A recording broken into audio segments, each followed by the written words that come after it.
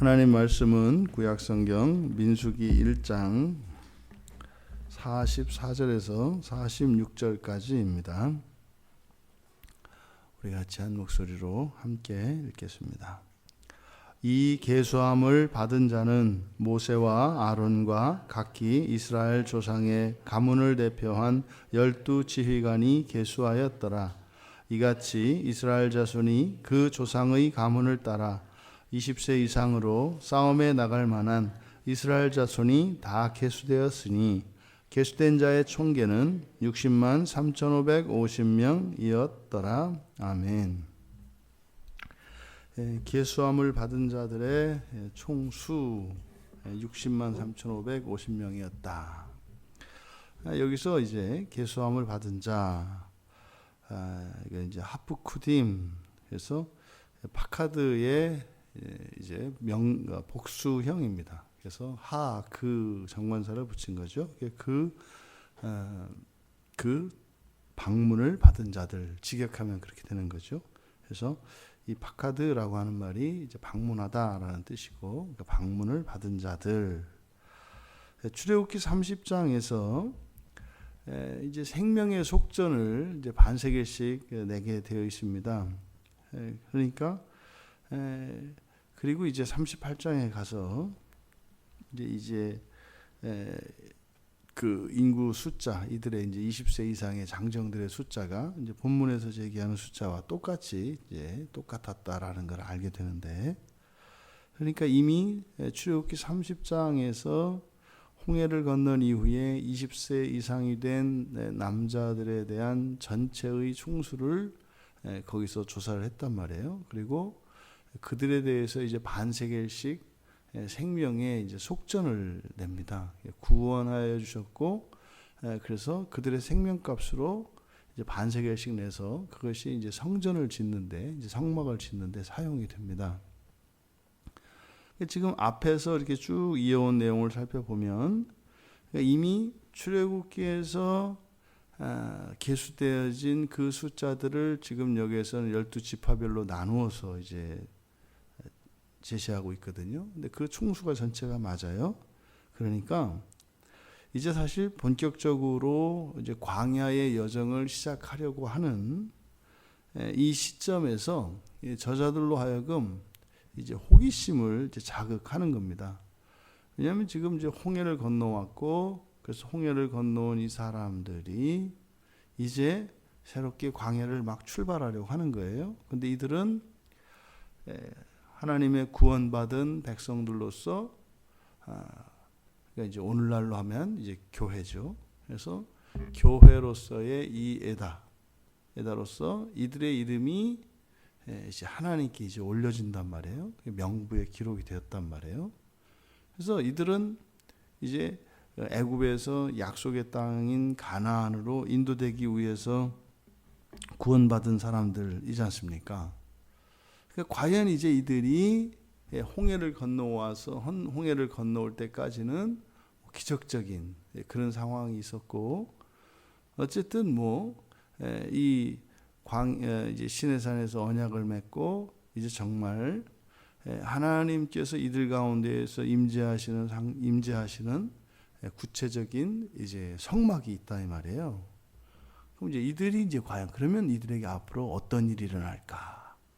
과연 이들의 앞으로 일어날 일들, 그리고 과연 이들이 그대로 가나안 땅으로 다 인도될까 하는 이제 궁금증이 생기는 겁니다. 그래서 여기서 숫자를 이렇게 다시 한번 거론하는 그 숫자는, 거론하는 것은 그거죠. 이제 그들입니다. 그들이 여기까지는 그대로 왔다는 겁니다. 그런데 이 계수함을 받은 자들, 이들을 계수한 것은 모세와 아론, 그리고 각 가문을 대표한 12명의 지휘관이 계수했다, 이렇게 얘기를 합니다. 그러면 여기서 지휘관이라고 번역된 이 단어는 나시입니다. 나시. 그러니까 여기서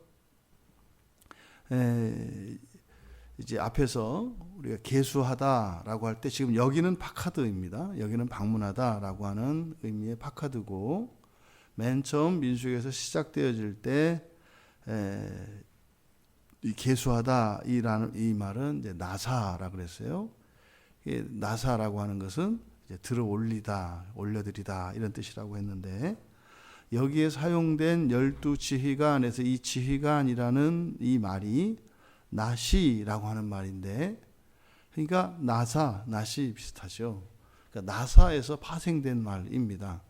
근데 이 지휘관 나시가 성경에, 이제 구약 성경에 34장, 창세기 34장 2절에 보면은 통치자라고 번역되어 있고, 또 출애굽기 16장 22절에서는 지도자라고 번역되어 있고, 또 출애굽기 35장 27절, 그리고 레위기에 딱 한 번 쓰이는데 레위기 4장 22절에 족장으로 번역된 단어입니다. 이 나시라고 하는 말은. 그런데 이 단어가 이제 민수기에서는 지휘관으로 번역이 되어 있어요. 그러니까 이 단어가 맨 처음 사용된 것이 언제냐면 창세기 17장에 일명 그 할례 언약을 할 때 여호와 하나님께서 이제 아브람과 사레의 이름을 아브라함과 사라로 바꿔주시지 않습니까? 그리고 언약을 맺으면서 이제 이삭에 대한 예언을 하신다고요. 근데 그때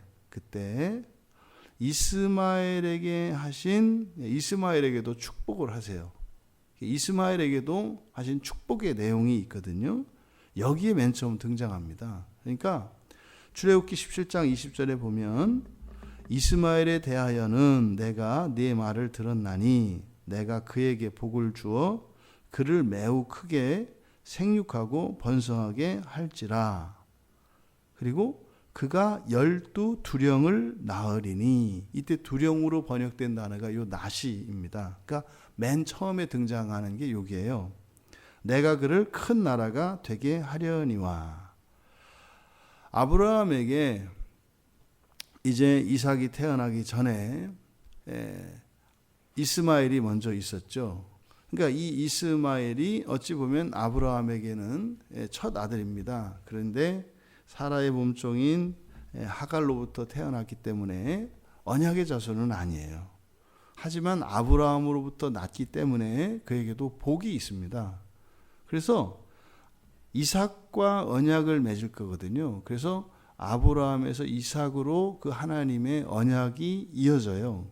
그런데 이 이스마엘에게도 축복이 약속이 됩니다. 그러니까 그 이스마엘에게 하셨던 여호와의 약속을 생각나게 하는 말이 이 나시라고 하는 말이에요. 왜냐하면 이게 중요한 할례 언약에서 등장하는 말이기 때문에.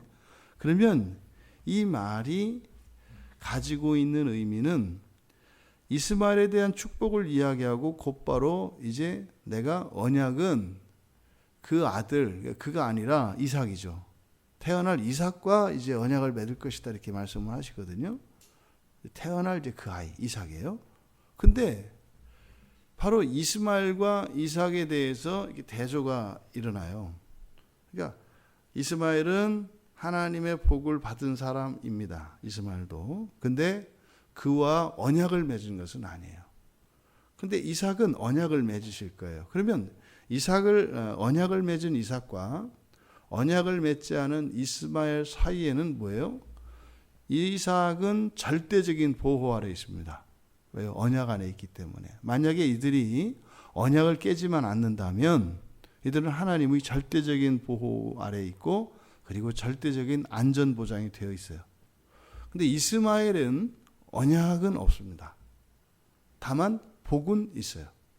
그러니까 지금 여기서 이들을 계수한 사람들이 모세와 아론 그리고 12지휘관이었다고 이야기를 해요. 그러니까 여기엔 지금 어떤 그 복선이 여기에 깔려 있습니까? 이들에 대한 안전 보장이 확실하지는 않아요. 복은 있어요. 그러니까 지금 여기서 이 지휘관이라고 하는 말을 여기서 사용하는 것을 통해서 우리가 바로 아직 언약 안에 완전히 들지는 않은 그런 사람들이라고 하는 암시를 우리가 여기에서 읽어낼 수 있습니다. 실제로 창세기 17장 20절에서 약속하셨던 그 이스마엘에게 축복하셨던 이 내용이 창세기 25장 26절에서 곧바로 성취가 됩니다. 그래서 그에게 12아들이 나왔는데 그들을 통해서 이제 이스마엘에게 축복하셨던 축복의 내용이 이미 성취된 것을 이야기를 합니다. 하지만 지금 이제 언약의 백성인 이들에게 바로 마치 이스마엘의 그 자손들을 상징하는 12지휘관, 이 12지휘관이 계수하였다라고 하는 이 말을 통해서 아직 이들에게 확실한 아직 구원이 임하지 않은 것을 나타냅니다. 이것은 마치 현재의 우리들의 상태와 비슷합니다. 우리는 언약 안에 있지 않습니까? 그러니까 예수 그리스도를 믿는 사람들은 새 언약 안에 있어요. 근데 어떻게 한다고요? 여기서 이제 명부에 올리는, 이름을 올리는, 여호와께 들을 올려드리는, 명단을 올리는 이런 의미는 이제 오늘날 신약의 그 언어로 이야기하면 이제 교회의 명부를 올리는 것이다. 근데 교회의 명부를 올렸다고 하는 이것이 교회에 이렇게 세례 교인으로서 정식 교인으로 딱 등록되는 이것이 최종적인 구원의 확정은 아직 아니라는 뜻이에요.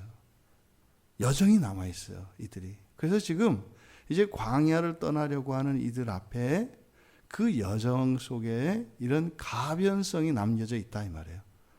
그러니까 우리가 예수를 믿고 신앙 안에 있습니다만 성경에서 밝히는 바 완전한 구원, 그 완전한 구원이라고 하는 것은 이 세상에서 살아야 할 삶을 다 살고 이제 죽음 이후에 펼쳐지는 사후의 인생으로 넘어갈 때 낙원에서 주님과 함께 머물다가 부활하게 되는 사람들을 말합니다. 근데 지금 우리는 이미 이제 이 이야기를 알고 있으니까 사실은 별로 궁금하지 않아요. 뭐 뒷얘기를 아니까. 근데 지금 이 상태, 뒤에 지금 아직 쓰여지지 않은 상태에서는 어떤 궁금증이 있겠어요? 과연 이들이 가나안 땅에까지 잘 갈까? 요게. 근데 지금은요, 잘 가지 못할 수도 있는 그런 뉘앙스를 여기에서 풍기고 있다라는 겁니다. 그러니까 되게 사실은 이제 두근두근하는 마음으로 보게 되는 거죠. 그래서 이 땅을 살아가는 그리스도인들은요, 늘 그 긴장감이 있는 겁니다. 그러니까 믿음의 확신과는 또 다른 이 구원의 확신에 대한 이 믿음의 확신이 있습니다만 그 안에도 항상 뭐가 있어요? 긴장감이 없어지진 않는다고요. 그렇다고 해서 긴장감이 사라지지 않는다는 것이 하나님의 구원에 대해서 예수 그리스도의 그 완전한 의에 대해서 의심하거나 불안해하는 게 아니에요. 왜요? 우리 안에는 여전히 죄의 영향력이 행사하고 있기 때문에 우리가요, 정신을 놓아버리면 우리는 금세 곁길로 빠져나가게 되어 있습니다. 그러니까 이것은 마지막 순간까지 우리가 놓을 수 없단 말이죠. 만약에 그럴 경우에는 곁길로 빠져나갈 수 있다라고 하는 가능성을 시사하고 있다. 이들을 계수한 자들, 바로 그 12지휘관, 이 나시인데, 이 사람들이 누구였느냐에 대해서 이제 다시 한번 설명을 합니다. 각 가문을 대표하는 사람들이었다. 이제 계수된 사람들이죠. 계수함을 받은 자들은 각 가문을 대표하는 사람들이었다. 지금 여기서 거론되어진, 이렇게 올려지는 그 명단은 구원받은 백성을 상징한다고 그랬습니다. 그러면 지금 20세 이상의 이 사람들만 구원받은 것이 아니라 20세 이하의 사람들, 그리고 여성들이 있다고요. 근데 그들의 이름은 올려지지 않아요. 그럼 이 사람들은 뭐가 될까요? 이게 지금 이들 한 사람과 이들 한 사람이 각 가문을 대표한다 그랬으니까 이들은요 가족과 공동 운명체입니다. 이 한 사람의 이름에 그들의 가족이 달려있다 이 말이에요. 가족이. 그래서 가족과 이들은 공동 운명체다. 그리고 20세 이상이라고 하는 것은 이제 성경에서 규정하는 성인이죠. 성인입니다. 하지만 또 성경에서 규정하는 나이가 하나 더 있어요. 그는 이제 30세입니다. 30세는 공직에 나갈 수 있는 나이예요. 그러니까요, 성인은 성인인데 공직은 아직 나갈 수는 없는, 이게 지금 20세라고 하는 나이입니다.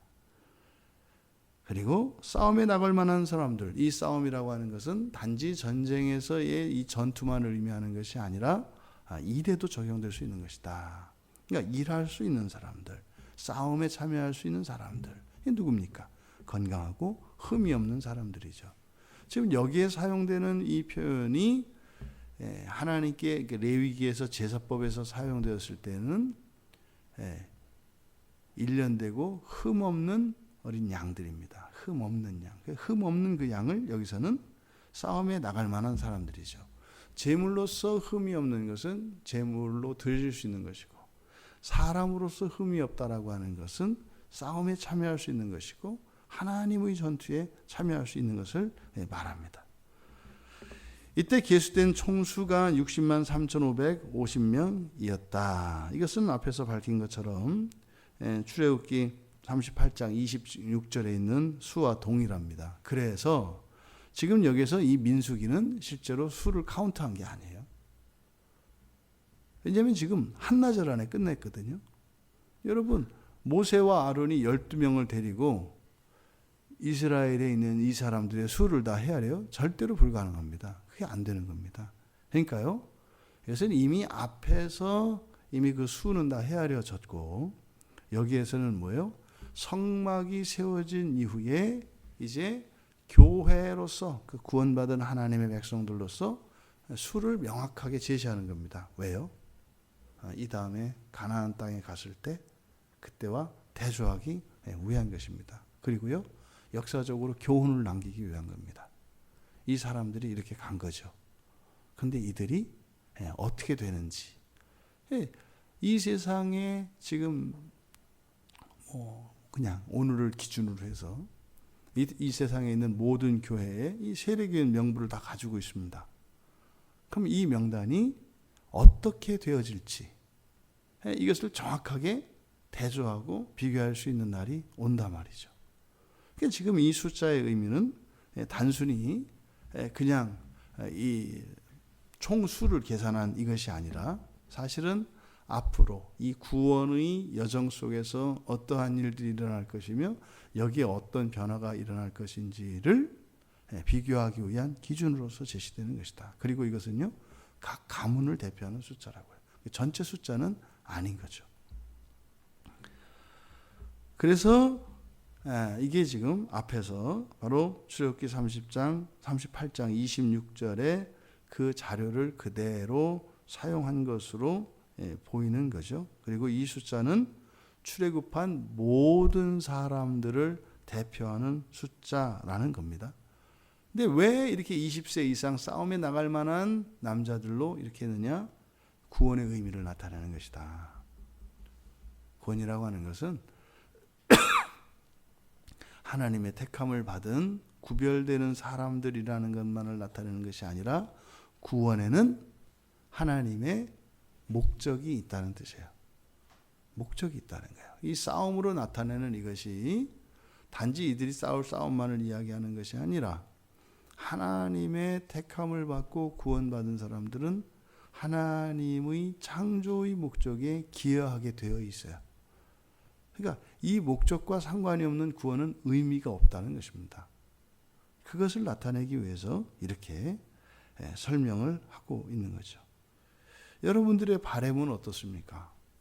지금 여기에서 60만 3,550명으로 대표되어지는 홍해를 건너온 구원받은 사람들, 이들이 하나님과 언약을 맺고 이제 성막이 다 세워져서 완전한 교회의 한 예표로서 세워진 이들이 그대로 다 가나안 땅에 들어가기를 원하지 않으십니까?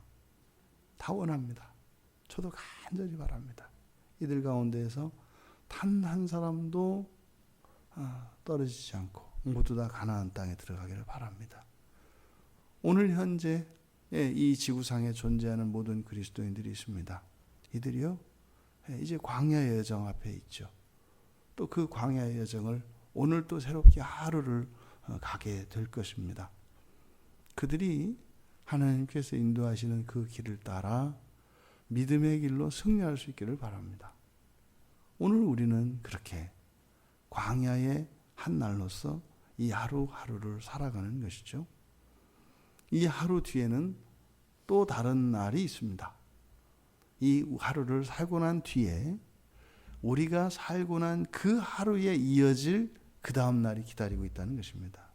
그래서 우리의 인생의 길들은 이렇게 하루하루를 통해서 영원한 그 주님의 나라로 이어지는 길입니다.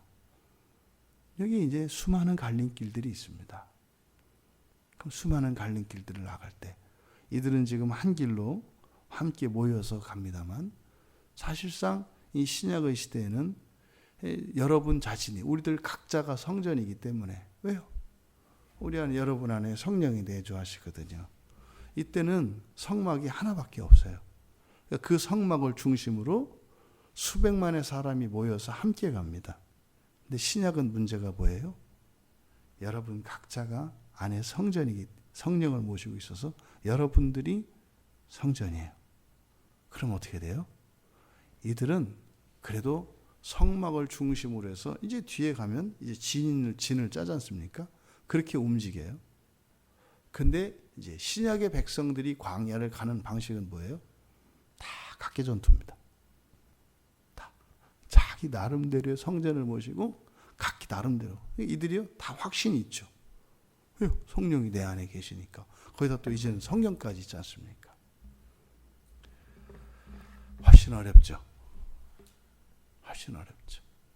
여러분 이 구약의 교훈을 잊어서는 안 됩니다. 그럼 이들이 앞으로 이제 살아갈 그 광야의 여정, 이것은 우리 모든 개인들이 예외 없이 빠짐없이 모두 다 알아야 합니다. 그리고 그들에게 과연 무슨 일이 있었는가를 우리가 알아야 합니다.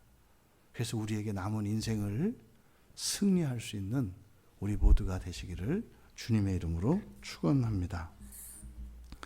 존귀하신 하나님, 하나님께서 이들을 가나안 땅으로 인도하시기 위하여 노예되었던 애굽에서 인도해내신 줄 믿습니다. 이제 이들이 하나님의 임재와 함께 이제 가나안 땅으로 향하는 여정을 시작할 터인데 하나님 이들의 한 걸음 한 걸음이 하나님의 선하시고 기뻐하시는 구원의 길을 따라 인도되기를 원하고 이들 가운데 단 한 사람도 엎드러지지 않고 온전히 그 나라에 임할 수 있도록 은혜를 내려 주시옵소서. 감사하며 예수님의 이름으로 기도하옵나이다. 아멘.